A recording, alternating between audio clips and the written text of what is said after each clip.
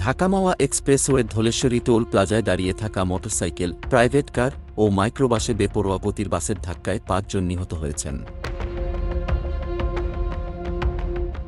শুক্রবার বেলা ১১টার দিকে ভয়াবহ এ দুর্ঘটনা ঘটে। তাৎক্ষণিকভাবে হতাহতদের নাম পরিচয় জানা যায়নি। নিহতের সংখ্যা আরও বাড়তে পারে বলে জানিয়েছে ফায়ার সার্ভিস।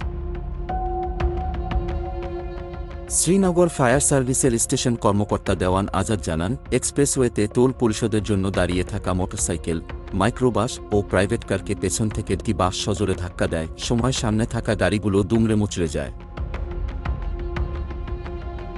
প্রাইভেট কারের ভেতরে আটকা পড়ে ঘটনাস্থলেই নিহত হন একজন। বাকিদের ঢাকায় নেওয়ার পথে মৃত্যু হয়।